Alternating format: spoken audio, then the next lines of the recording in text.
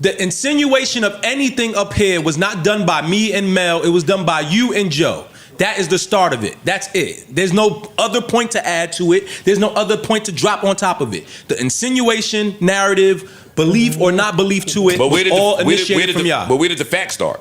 What facts? Where did the facts start? What facts? The fact. And whatever you involved in is worse than anything that me or Ish could do. Joe Budden puts Melyssa Ford and Emanny's relationship on blast. Now, like I said, Monday's release of the Joe Budden podcast was a seminal moment for the show where things that had been kept secret started coming to the light. And one of those things that was kept secret that came to the light was Emanny and Melyssa Ford's affair, dalliance, whatever. For those of you that aren't aware, Melyssa Ford and Emanny are rumored to have done something at Joe Budden's birthday party last year. And while many thought it was a COE moment, the fact that Joe Budden would reveal that in a way that means it wasn't COE. Because what happened is Flip gets called out by Melyssa Ford for her, unprofessional behavior that almost boiled over to the point where Flip had to go to HR, or Melyssa Ford had to go to HR, and Flip fires back by saying, how about all the things you've done, Melyssa Ford? Now, it could be a series of things that he's talking about, but later on in the conversation, Joe Budden and Flip kept gnawing at stuff, and then Joe Budden is called out by Emanny for feeding into the narrative that him and Melyssa Ford hooked up. But then Joe Budden fires back by saying, what narrative? Let's start with the facts. And then the rest of the cast starts laughing.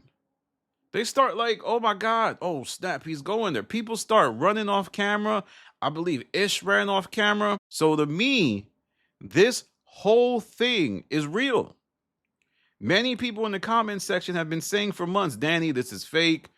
Melyssa Ford and Emanny would never be a thing. But I was just, when I did the video months ago about, Melyssa Ford confirming what happened, which in this clip right here. Well, Joe's birthday is coming up, and that seems to be a launch pad for a lot of things. Don't start with me. The move that you made up here. Yo, he said it first. Of course, he's gonna say it first. That's how it usually goes. First and second. Right, Green? That's how it usually goes. First and second. Pass along. Yo. I thought to myself, wow, even Melyssa is not ashamed to admit that something happened. And that was one of the hurdles that Melyssa was, why would Melyssa ever hook up with Emanny? She's baddie. She's video vixen. I thought to myself, I don't think Melyssa Ford's above hooking up with anybody. I mean, she probably, to me, Emanny was the protector of her on the show. But we have had several people confirm this narrative. Joe Budden, right? On this episode, he did it. Flip, on this episode, he said that, oh, Melyssa Ford, what about what you've done? And I think that is solidly referring to the Emanny incident. Then Melyssa Ford herself with the clip I played earlier. And there hasn't been any other tacit admissions by other folks, but the way Ice and Ish act whenever it's brought up, to me, gives me a lot of insight. Plus, there's also this whole idea of Melyssa Ford and Ish's dynamic.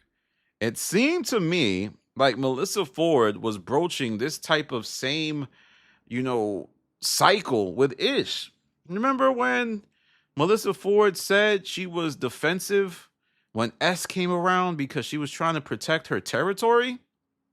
And also, I have intel that Melyssa Ford was kind of feeling Ish. I don't know like that, but she would later say that she wasn't, and that it was all part of the COE, the content over everything components of the show. But I severely doubt that. And this also creates a conundrum for the show and could be why Emanny's stance at the Joe Budden podcast isn't that respected. By that, I mean he almost seems like low man on the totem pole who put, some type of dynamic with him and Melyssa Ford before the operation. This guy, I think there was an analogy I made back in the day that he's capable of leaving the back door open. Not intentionally, but just because he's the type that, he comes home, he might be drunk and he just leaves the back door open and people infiltrate the spot. So Emanny possibly hooking up with Melyssa Ford now puts Joe Budden in an untenable position. He has a sloppy operation now. A sloppy operation where coworkers might be sleeping with coworkers. Then that coworker wants to call out other people on the podcast while she is losing leverage because she's being unprofessional. And we also have to examine the fact of, is this really that unprofessional? Yes, it is not suggested that you hook up with your coworkers, but oftentimes that is exactly what happens. I think we all know people who have either hooked up with their coworkers or who have dated, even get married. Now, one of the things that usually happens is somebody usually has to leave. And from the looks of it, it doesn't look like Emanny or Melyssa Ford is leaving. Like, they need that job. And the fact that none of them are high performers at said job, like both of them are still trying to figure things out, it's really bad. Because at least if Melyssa Ford and Emanny was killing it, you'd be like, all right, man, they high performers. I understand why they would do that. Like, we just got to keep it rocking, whatever. But the fact that Emanny's struggling in many ways and even had other incidents on the show with the whole punching back Woody, even though Joe told Emanny not to go in the room, and also throwing the object at Mark Lamont Hill. I don't think that's as serious, but the fact that it happened could be a sign. And then Melyssa Ford just constantly alluding to how toxic the workplace is. It's going to be a tricky situation. I don't know how Joe's going to manage this. I don't know how Ian's going to manage this. I think it's crazy that they let it get this far. And this is also probably the advent of running a small operation where everybody's contracted. Usually at small companies or big companies, I'm talking about places with like 30, 50, 70, 100 employees, there will be some type of onboarding process about HR where principals are acknowledged, like, you can't do this, you can't do that. And the way that Melyssa, Joe, Flip dealt with the whole HR situation to me means that it is kind of done spotty. Like, it's done when things sprout up. It's not proactive. When the situation occurs is when it's dealt with in real time. So only time will tell. And I think Joe's admission of there being facts about the narrative of Emanny and Melyssa Ford, we solved the case, y'all. We solved the case, and now we can watch the Joe Budden podcast with the eyes of, Melyssa Ford and Emanny possibly hooked up. I think it's likely, very, very, very, very, very, very likely something happened.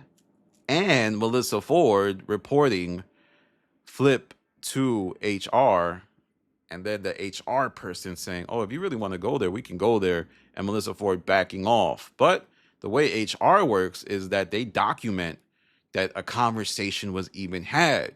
So if Melyssa Ford wants to go back to HR, then HR will say, all right, you came here last time. I'm sorry, based upon the principles of HR that I've learned, we're going to have to go to the next level with Flip as a result. So watch the show with that lens, and you will see why a channel like Minds exists. It's like, we gotta do the science on what is not being said on air, but even the science of what is being said on air reveals a lot. And I would think, like, why is Joe talking about this? What is the purpose? And there's only but a couple reasons.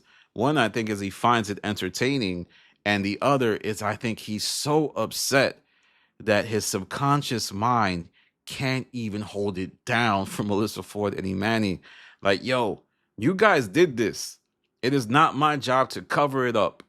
Joe was like, you want to talk about because I ain't treat your bladder cancer the right way.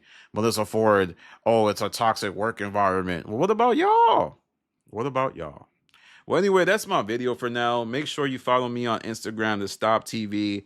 Make sure you follow me on Twitter, The Stop TV.